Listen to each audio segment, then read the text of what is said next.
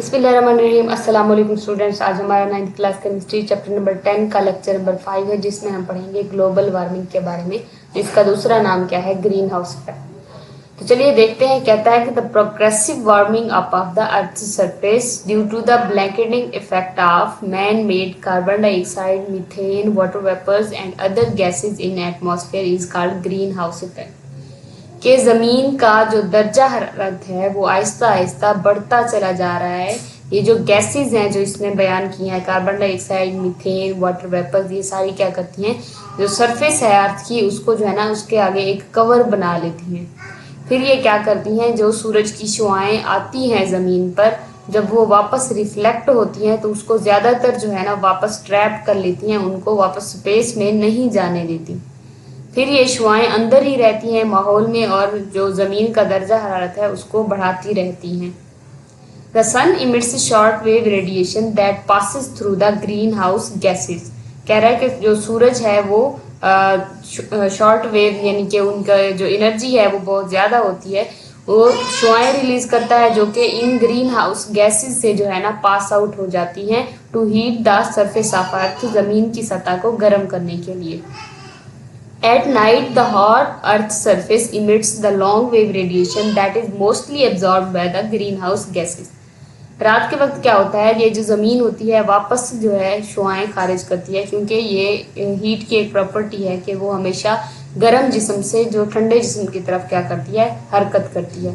तो दिन के वक्त तो सूरज सबसे हॉट गर्म होता है, तो ये शुआएं जो है ना भेजता है ज़मीन की तरफ, क्योंकि ज़मीन का दर्जा हरारत उस वक्त कम होता है। लेकिन रात के वक्त जो हमारा माहौल है उसका दर्जा हरारत कम हो जाता है, ज़मीन का दर्जा हरारत ज़्यादा होता है, तो क्या होती है, इससे रेडिएशंस वापस जो है ना खारिज होती हैं ज़मीन से। At night, the hot Earth surface emit the long wave radiation that is mostly absorbed by the greenhouse gases. जब ये रेडिएशन जाने लगती हैं स्पेस में तो ग्रीन हाउस गैसेस जो हैं ये क्या करती हैं, उसको ट्रैप कर लेती हैं, यानी कि वापस भेज देती हैं माहौल में, इनको स्पेस में नहीं जाने देती। This process of absorption prevent the radiation to reach the space. इससे जो है ना वो खला में नहीं वापस जा पाती, reducing the speed at which the earth can cool off, जिससे जो है ज़मीन का जो ठंडा होने का प्रोसेस है, प्रोसीजर है, वो क्या हो जाता है, स्लो हो जाता है, क्योंकि वो जो शुआएं होती हैं वो जा ही नहीं रही होती, तो वापस आ जाती हैं, जिससे दोबारा इनको एब्जॉर्ब कर लेती है ज़मीन, तो इसका जो ठंडा होने का प्रोसेस है वो स्लो हो जाता है। This increases the temperature of the earth and causes global warming. ये ज़मीन का दर्जा हरारत जो है इससे बढ़ जाता है और जिससे ग्लोबल वार्मिंग हो जाती है। Higher the concentration of carbon dioxide and other greenhouse gases, greater will be the absorption of thermal radiation. कह रहा है कि कार्बन डाइऑक्साइड और जो दूसरी गैसेज हैं उनकी मिकदार जितनी ज़्यादा होगी उतना ही जो थर्मल रेडिएशन है जो ज़मीन खारिज करती है वो उसको क्या करेगी, दोबारा एब्जॉर्प्शन जो है उसकी जज़ब होने की जो स्पीड है वो भी क्या हो जाएगी, ज़्यादा हो जाएगी। And greater will be the increase in global warming, और इससे जो है ना ग्लोबल वार्मिंग भी ज़्यादा हो जाएगी, यानी कि दर्जा हरारत और ज़्यादा बढ़ना शुरू हो जाएगा। कहता है कि green house effect, depletion of ozone and acid rain are the global effects of pollution. ये क्या है, एक आलमी मसला बन चुका है। ग्रीन हाउस इफेक्ट हो गया, डिप्लीशन ऑफ ओजोन। ओजोन क्या है, एक लेयर है ज़मीन के गिर्द जो क्या करती है, सूरज से आने वाली जो खतरनाक शुआएं हैं उसको फिल्टर करती है, यानी कि उसको ज़मीन पर नहीं आने देती। तो ये जो लेयर है ये भी क्या हो रही है, पतली हो रही है, डिप्लीट हो रही है। और इसके अलावा जो एसिड रेन है, तेज़ाबी बारिश, ये सारे के सारे जो मसाइल हैं ये बढ़ते चले जा रहे हैं। नेक्स्ट है sources of green house gases. ये गैसेज जो हैं ये कैसे पैदा होती है, इनके ज़राए कौन कौन से हैं उनके बारे में देखते हैं। Due to burning of the large amount of coal, oil and natural gas, the amount of green house gases, carbon dioxide together with other gases in the atmosphere has increased. कह रहे हैं कि जो कोल, ऑयल या फिर natural gas है, इनके जलने की वजह से जो है कार्बन डाइऑक्साइड और दूसरी जो गैसें हैं वो बढ़ती चली जा रही हैं फॉर लास्ट 300 ईयर्स, पिछले 300 सालों से। About half of this carbon dioxide is utilised by the plant life during the photosynthesis. कि जितनी मिकदार में कार्बन डाइऑक्साइड बनती है तकरीबन उसकी जो आधी मिकदार है वो जो है ना पौधे जो है ना एब्जॉर्ब कर जाते हैं फोटोसिंथेसिस के दौरान। आधी तो फिर भी बच जाती है। इस तरीके से जो उनकी मिकदार है वो बढ़ती चली जा रही है कार्बन डाइऑक्साइड की। As human being cut down the forest, इसके अलावा जो है ना इंसान जंगलात को काट रहा है, फिर इस वजह से भी जो कार्बन डाइऑक्साइड की यूटिलाइजेशन है वो भी फिर क्या हो रही है, कम हो रही है। The capacity of the trees to remove carbon dioxide from the air is diminished. कह रहे हैं जो कार्बन डाइऑक्साइड को एब्जॉर्ब करने की फिर कैपेसिटी है, जब पौधा होगा ही नहीं तो वो एब्जॉर्ब कैसे करेगा। इस वजह से जो इसको कार्बन डाइऑक्साइड का रिमूवल है वो फिर क्या हो रहा है, कम हो रहा है, खत्म हो रहा है। Methane is another green house gas. दूसरी गैस कौन सी है, मीथेन है, विच काज एडवर्स इफेक्ट, जिसके बहुत बुरे नतायज हैं। The increase in its concentration in air is due to increase decay of vegetation matter, digestion in animals and increase farming of the rice field. कह रहे हैं इसकी जो बढ़ने की वजह क्या है कि जो वेजिटेटिव मैटर होता है, यानी कि गले सड़े पौधे वगैरह, फल, सारा कुछ जो वेजिटेटिव मैटर होता है उसका जो वो जब जो है डिके होता है, उसका मतलब उसको जब छोटे छोटे टुकड़ों में तोड़ रहे होते हैं बैक्टीरिया वगैरह, उसकी वजह से भी ये कार्बन मीथेन जो है पैदा होती है। डाइजेशन इन एनिमल्स, इसके अलावा जानवरों में जब डाइजेशन का निज़ाम हजाम चल रहा होता है, यानी and increased farming of rice field, इसके अलावा जो चावल की पैदावार है जब वो बढ़ जाती है तो क्या होता है, इसकी प्रोडक्शन भी ज़्यादा हो जाती है मीथेन गैस की। क्योंकि राइस फील्ड जो होता है वो एक खड़े पानी में जो है ना फसल पकती है उसकी चावलों की, तो उससे क्या होता है, यानी कि डायरेक्ट जो ऑक्सीजन होती है वो उसकी फसल की जो जड़ें होती हैं उस पर नहीं पहुंच पाती, जिससे जो माइक्रो ऑर्गेनिजम्स होते हैं वो ऑक्सीजन की डेफिशिएंसी में जो है ना रेस्पिरेशन करते हैं, अपना जो अमल होता है उनका, तो इस वजह से जो होती है ये गैस पैदा होती है कार्बन डाइऑक्साइड इसकी ऑक्सीजन की गैर मौजूदगी की वजह से। तो इस तरीके से जो है ना इनका जो मीथेन की प्रोडक्शन है वो बढ़ती चली जा रही है। इसको भी पढ़ लेते हैं। कहता है कि sunlight passes through the green house gases and warm everything on the earth. कह रहा है कि जो सूरज की रोशनी है वो ग्रीन हाउस गैसेज से क्या होती है, पास आउट हो जाती है और ज़मीन पर मौजूद हर चीज़ जो है ना उसको गर्म कर देती है। The earth warms up and gives out the heat. क्या होती है, ज़मीन गर्म हो जाती है, फिर ये जो है ना हीट रिलीज करती है। Some heat passes through the green house gases, कुछ जो हीट है वो ग्रीन हाउस गैसेज जो होती हैं उनसे तो गुजर जाती है, और but the some is trapped inside, लेकिन कुछ जो है ना दोबारा अंदर की तरफ ट्रैप हो जाती है, वार्मिंग अप द अर्थ, और ज़मीन को गर्म कर देती है। वही बात थी दोबारा लिखी हुई थी। The remaining carbon dioxide which is not utilized in photosynthesis goes on accumulating in lower areas of the atmosphere। कह रहे हैं कि जो कार्बन डाइऑक्साइड फोटोसिंथेसिस में इस्तेमाल नहीं होती वो क्या होती है, नीचे की तरफ एटमॉस्फेयर में क्या होती है, इकट्ठी होना शुरू हो जाती है, and forms a thick dense layer, और एक जो है ना मोटी सी तह बना लेती है।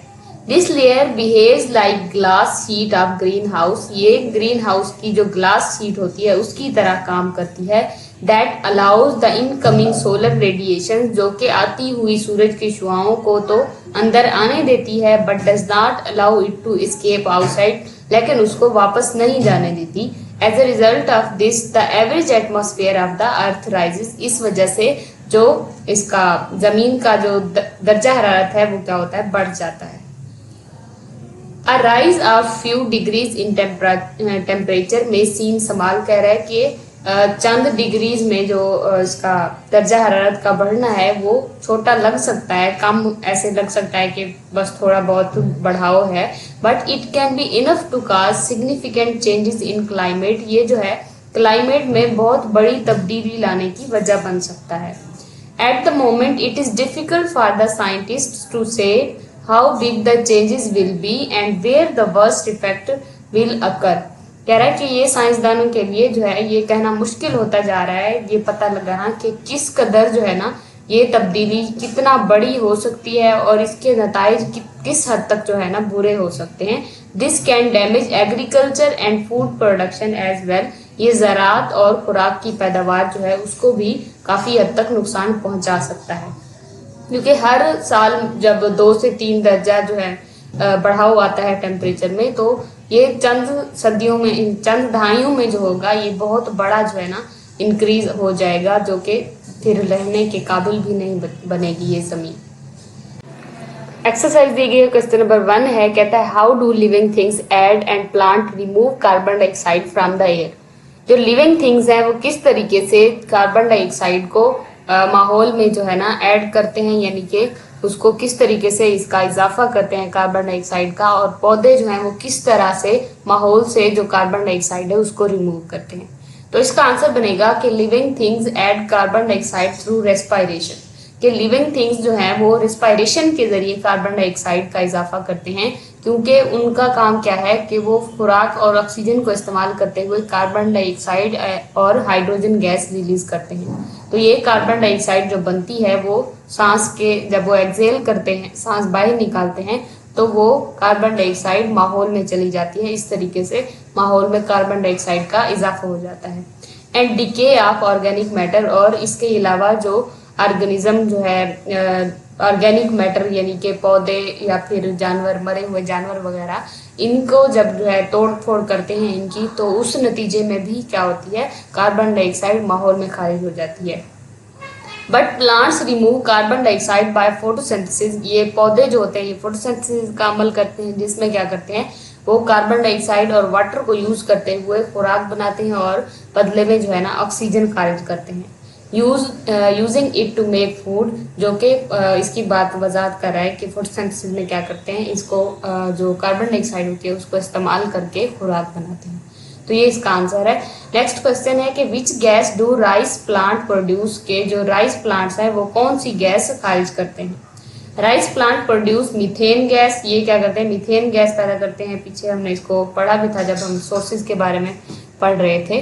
During their growth in the water locked fields, जब ये पानी से भरी हुई, यानी कि जब जो राइस फील्ड होता है उसमें पानी हर वक्त खड़ा रहता है ना, तो उसमें क्या होता है, ये जो ऑक्सीजन होती है माहौल में मौजूद एटमॉस्फेयर में, ये उसकी जड़ों तक नहीं पहुंच पाती, फसल की जड़ों तक नहीं पहुंच पाती। तो इस वजह से जो माइक्रो ऑर्गेनिजम्स होते हैं वो इसके बगैर, यानी कि ऑक्सीजन के बगैर जो अमल करते हैं, तो वो एनएरोबिक रेस्पिरेशन होती है, जिसके नतीजे में जो होती है ये मीथेन गैस बनती है। Which gas is given out by rotting garbage. कह रहा है कि सड़ते गल सड़ रहा होता है जो कचरा, उस नतीजे में कौन सी गैस बनती है। Rotting garbage release methane gas, इसके नतीजे में भी मीथेन गैस बनती है। Due to decomposition by micro organisms. ये क्या होता है, जो माइक्रो ऑर्गेनिज्म होते हैं वो डिकम्पोजिशन कर रहे होते हैं, तोड़ फोड़ का अमल कर रहे होते हैं, जिसके नतीजे में भी ये क्या बनती है, मीथेन गैस रिलीज होती है। The effect of climate change में बी फिजिकल, इकोलॉजिकल, सोशल और इकोनॉमिकल। कह रहा है इसका जो क्लाइमेट चेंज है, मौसमियाती तब्दीली जो है, इसके जो असरात हैं वो हर किस्म के हो सकते हैं, फिजिकल भी हो सकते हैं, इकोलॉजिकल, सोशल और इकोनॉमिकल भी हो सकते हैं। Following are 4 adverse effect of the global warming. इसके जो है ना बहुत बुरे नताइज के बारे में डिस्कस किया गया है। पहला क्या है, राइज इन सी लेवल, के समंदर की सतह में इजाफा हो रहा है। Higher temperature will make the water of the seas and ocean expand. जितना ज्यादा टेम्परेचर होगा, जो समंदरों का और दरियाओं का जो पानी है वो क्या होगा, एक्सपैंड होगा, यानी कि उसमें जो तगयानी है वो ज्यादा हो जाएगी। Ice melting in the Antarctic and Greenland will flow into the seas. ये क्या होगा, जो कि एंटार्कटिक एक क्या है, एंटार्कटिक एरिया है जो जिसमें जो है ना बर्फ ज्यादा होती है, ये एक बरआज़म है। इसमें जो होती है आइस मेल्ट हो जाती है, क्योंकि दर्जा जितना बढ़ेगा तो ज्यादा से ज्यादा आइस मेल्ट होगी, वही पानी जो है फिर कहाँ आएगा, समुद्रों की तरफ आएगा। This phenomena will threaten the low lying coastal areas of the world such as Netherland and Bangladesh. इसके नतीजे में क्या होगा, जो लो लाइंग एरियाज हैं, नशेबी इलाके हैं जो जिनमें नीदरलैंड और बांग्लादेश आ रहे हैं, इनको क्या होगा, बहुत ज्यादा नुकसान होगा, पानी उस तरफ चला जाएगा, फिर वो उनके डूबने का खतरा होगा। इंक्रीज इन रेनफॉल, बारिशों में इजाफा। There may be enormous increase in rainfall in few regions which may increase the C level. बारिशें ज्यादा होंगी, फिर यही पानी दोबारा जो है ना दरियाओं की तरफ जाएगा, समुद्रों की तरफ जाएगा, इससे फिर जो है समुद्री सतह में इजाफा हो जाएगा। This ultimate will cause world wide floods endangering the survival of living species. इस वजह से क्या होगा, पूरी दुनिया में जो है ना सैलाब का खतरा हो जाएगा, जिससे जो है फिर रहना मुश्किल हो जाएगा। नेक्स्ट है इफेक्ट ऑन एग्रीकल्चर, ज़राअत पर ये किस तरीके से असरअंदाज होता है। The change in weather will effect the types of crops grown in the different parts of the world. दुनिया के मुख्तलिफ इलाकों में जो फसलें उगाई जाती हैं उनको ये क्या करेगा, बहुत ज़्यादा असरअंदाज करेगा। Some crops such as wheat and rice grow better in higher temperature. कह रहे हैं कुछ ऐसी फसलें हैं जैसा कि गंदम और चावल की फसल हो गई, ये ज़्यादा दर्जा हरारत में बहुत अच्छी पकती हैं या बहुत अच्छी पैदावार होती है इनकी। But other plants such as maize and sugar cane do not, लेकिन जो दूसरी जो मकई और गन्ने की जो फसल है ये गर्मी में ज़्यादा नहीं होती। तो जैसे जैसे दर्जा हरारत बढ़ जाएगा ये दो तो चलो उगना ज़्यादा हो जाएगा इनका, लेकिन जो बाकी फसलें हैं उनका उगना जो है मुश्किल हो जाएगा। तो इस तरीके से ज़राअत के ऊपर भी बहुत ज़्यादा फर्क पड़ सकता है। Hot summer and winter, in moderate region the winter will be shorter. क्या होगा, जो मुतदल इलाके हैं उसमें फिर जो सर्दियों का दौरानिया है वो कम हो जाएगा। एंड वार्मर, और इतना ज़्यादा सर्दी भी नहीं पड़ेगी। And the summer will be longer and hotter, और गर्मियों में जो है ना गर्मी की शिद्दत में इजाफा हो जाएगा और इनका जो दौरानिया है वो भी बढ़ जाएगा। ऐसा देखा जा सकता है कि जो सर्दियों का दौरानिया है पहले बहुत ज़्यादा होता था 5-6 महीने, अब तो 3 महीने ही बच गए हैं कि सर्दियाँ कम पड़ती हैं। फिर जो गर्मियों का दौरानिया है वो भी बढ़ गया है और गर्मी भी बहुत शिद्दत से पड़ रही है। सारा कुछ क्या है, इन्हीं ग्रीन हाउस गैसेज की वजह से है, जिसको क्या कहते हैं, ग्लोबल वार्मिंग कहते हैं। इंटरेस्टिंग इन्फॉर्मेशन है, कहता है सिंस 1990 से we have lost around 28 trillion tons of ice. तकरीबन हम 28 ट्रिलियन टन जो है इसको बर्फ को खो चुके हैं। ये सारी की सारी क्या हुई है, पिघल गई है। At present its melting rate is 1.2 trillion ton per year. इसकी वजह से जो है हम 1.2 ट्रिलियन टन जो है जो आइस है, जो बर्फ है वो क्या हो रही है, मेल्ट हो रही है, पिघल रही है, जो कि बहुत बड़ी मिकदार में पानी जो है फिर बनता है, जिससे फिर यही पानी फिर समंदरों में आता है, समुद्री सतह और ज़्यादा बढ़ रही है। अब आपने अगर इसको गौर किया हो तो देख रहे हैं आप कि 2 से 3 दर्जा हरारत, एक कहना तो एक आसान बात है, आम सी बात है कि इतना जो है इंक्रीज आ गया है, ये कोई बहुत बड़ा इंक्रीज नहीं है। लेकिन उसके नतीजे में जो ये फ़र्क आया है, इतना बड़ा जो है इस 20 से 30 सालों में जो है दर्जा हरारत में इतना बड़ी तब्दीली आई है, इसके नताइज सामने आ रहे हैं कि हर साल जो है फ्लड का जो रिस्क है वो बढ़ता चला जा रहा है। बारिशें फिर या तो होती नहीं है या बहुत ज़्यादा मिकदार में हो रही हैं। गर्मी इतना बढ़ रही है कि आम इंसान के लिए ज़िंदगी गुजारना जो है मुश्किल होता चला जा रहा है। तो ये बहुत बड़ा एक जो है ना कंसर्निंग पॉइंट है कि हमें जो है इसके ऊपर गौर करने की बहुत बड़ी ज़रूरत है, नहीं तो अगले 10 से 20 सालों में जो है ना रहना भी मुश्किल हो सकता है। फिर इसके हम नताइज के अलावा जो है ना इसके सॉल्यूशन की तरफ हमें देखना चाहिए कि हम किस तरीके से जो है ना इससे निमट सकते हैं, कि किस तरीके से जो हमें क्या करना चाहिए कि हम इन ग्रीन हाउस गैसेस जो हैं इनको कम कर सकें, ताकि हमारा जो दर्जा हरारत है वो बढ़ना कम हो जाए, हमारी ज़मीन जो है वो रहने के काबिल हो सके, कि हम इतना दर्जा हरारत ना बढ़े कि हम आसानी से जो है ना, जैसे अगले लोग पिछले ज़माने के जो लोग हैं वो ज़िंदगी गुजार रहे थे, हम भी जो है सुकून से ज़िंदगी गुजार सकें। तो इस सब का जो है इलाज यही है कि जो दरख्त वगैरह हैं उनको नहीं काटना चाहिए, ज़्यादा से ज़्यादा जो है दरख्त लगाने चाहिए, जो जंगलात हैं उसके कटाव को रोका जाए, तब जाके हम जो है इसके ऊपर काबू पा सकेंगे। जो हमारा दर्जा हरारत है फिर वो मुतदल हो सकता है।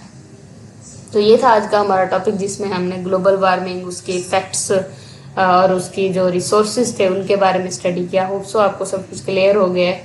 अगर आपको कोई कन्फ्यूजन हो रही है तो आप कमेंट सेक्शन में पूछ सकते हैं। वीडियो अच्छी लगी तो वीडियो को लाइक करें, चैनल को सब्सक्राइब करें। अल्लाह हाफिज़।